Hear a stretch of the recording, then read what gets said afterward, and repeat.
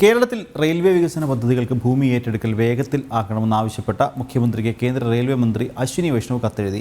ആവശ്യമായ ഭൂമിക്ക് 2100 കോടി രൂപ കേന്ദ്രം കേരളത്തിന് കൈമാറിയിട്ടും നടപടികൾ വൈകുന്ന സാഹചര്യത്തിലാണ് കേന്ദ്ര റെയിൽവേ മന്ത്രിയുടെ ഇടപെടൽ. കേരളത്തിലാകെ 12350 കോടി രൂപയുടെ വികസന പദ്ധതികളാണ് റെയിൽവേ ആവിഷ്കരിച്ചിട്ടുള്ളത്. ഭൂമി ഏറ്റെടുക്കൽ വൈകുന്നതിനാൽ റെയിൽവേ വികസന പദ്ധതികളെല്ലാം അവതാളത്തിലാണ്.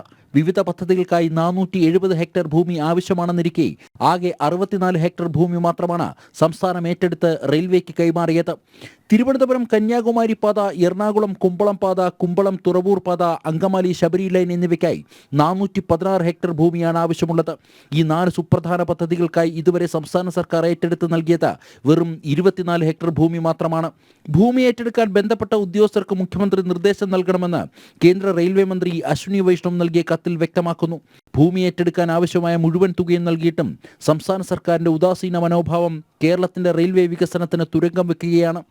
സംസ്ഥാനത്താകെ 12350 കോടി രൂപയുടെ അടിസ്ഥാന വികസന പദ്ധതികളാണ് റെയിൽവേ ആവിഷ്കരിച്ചത്. 2024-25 സാമ്പത്തിക വർഷത്തെ ബജറ്റിൽ മാത്രം 3011 കോടി രൂപയാണ് കേരളത്തിന്റെ റെയിൽവേ വികസന സ്വപ്നങ്ങൾക്ക് കേന്ദ്ര സർക്കാർ മാറ്റിവെച്ചത്. ജനം, ഡൽഹി.